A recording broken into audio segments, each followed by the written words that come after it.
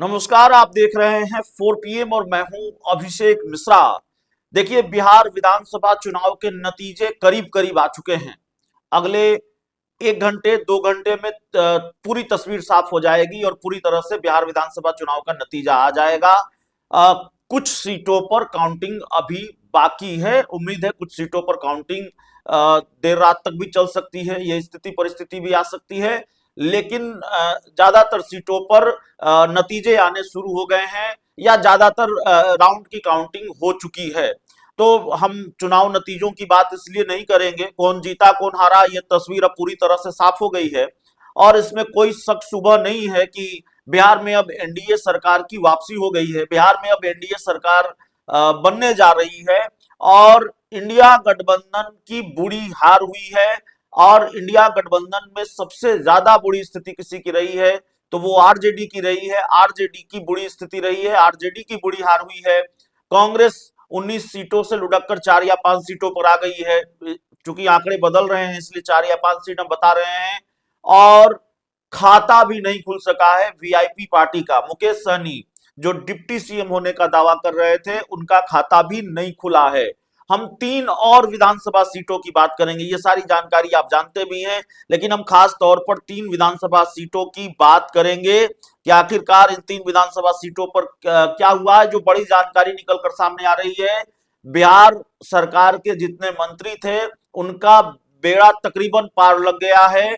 2 का जो मामला है वो फंसा हुआ है और एक तरह से चिराग पासवान के करीबी नेता का भी मामला फंसा हुआ है। वो जानकारी हम आपको देने जा रहे हैं। तो बिहार सरकार के मंत्री हैं सुमित कुमार सिंह, चकाई विधानसभा सीट से चुनाव लड़ रहे थे।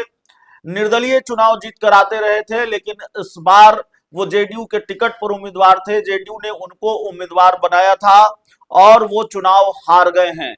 तो बिहार सरकार के मंत्री सुमित कुमार सिंह चुनाव हार गए हैं। लगातार वो इस सीट से चुनाव जीतते रहे थे और मेरी जानकारी सही है तो एक बार उन्होंने जेएमएम के टिकट पर भी इस विधानसभा सीट से चुनाव लड़ा था, जीता था और बाद में वो निर्दलीय भी चुनाव लड़ते और जीतते रहे थे। निर्दलीय होने के बावजूद नीतीश सरकार में वो मंत्री रहे और इसके बाद जेडीयू के टिकट पर 2025 का विधानसभा चुनाव लड़ा। लेकिन अब उनको लेकर खबर है कि वो आरजेडी के उम्मीदवार सवित्री देवी के हाथों हार गए हैं और आरजेडी उम्मीदवार सवित्री देवी ने मंत्री सुमित कुमार सिंह को 12,972 वोटों से हरा दिया है। डिप्टी सीएम विजय सिन्हा का मामला अभी तक फंसा हुआ है, लेकिन फंसा हुआ इसको नहीं भी कह सकते हैं।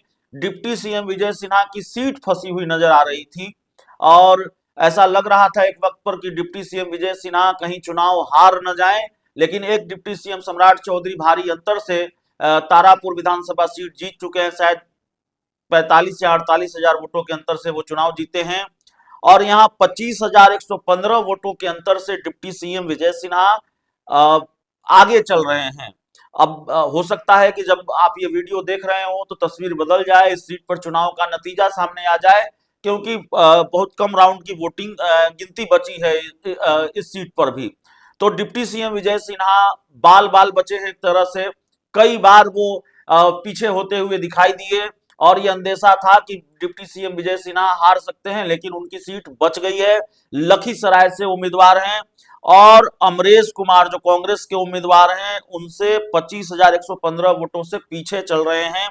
कई बार अमरेश कुमार ने डिप्टी सीएम विजय सिन्हा को पीछे किया, वो आगे हुए, लेकिन अब फाइनली 25,115 वोटों से विजय सिन्हा आगे चल रहे हैं और ये एक बड़ा अंतर है। अगर आखिरी राउंड कुछ राउंड की गिनती ही बची है, कुछ आखिरी राउंड की गिनती बची है, तो विजय सिन्हा के बारे में कहा जा सकता है कि वो जीत की ओर अग्रसर हैं, जीत रहे हैं। लेकिन इस लहर में भी, इस आंधी में भी, आंधी कह सकते हैं भाई, आज एनडीए का दिन है और प्रचंड जनादेश मिला है। तो इस लहर में भी, इस आंधी में भी चिराग पासवान के करीबी की मुश्किल, चिराग पासवान के करीबी की सीट फंसी हुई है। चिराग पासवान के कई करीबियों ने बाजी मार ली है। चिराग पासवान की पार्टी के जो प्रदेश प्रधान महासचिव हैं, उनके बेहद करीबी हैं संजय पासवान, बखरी विधानसभा सीट से चुनाव जीत गए हैं। प्रदेश अध्यक्ष राजू तिवारी भारी अंतर से चुनाव जीत गए हैं गोविंदगंज विधानसभा सीट से। महुआ से संजय सिंह चुनाव जीतने के कगार पर हैं। सिमरी बख्तियारपुर से संजय सिंह हैं, लोजपा रामविलास के वो जीत के कगार पर हैं। लेकिन हुलास पांडे जो चिराग की पार्टी के संसदीय बोर्ड के अध्यक्ष भी हैं, वो कम वोटों के अंतर से ही सही लेकिन लगातार पीछे चल रहे हैं। और हुलास पांडे को कड़ी टक्कर दे रहे हैं शंभुनाथ यादव। और आरजेडी के जो उम्मीदवार हैं शंभुनाथ यादव, वो हुलास पांडे से 3220 वोटों से आगे चल रहे हैं।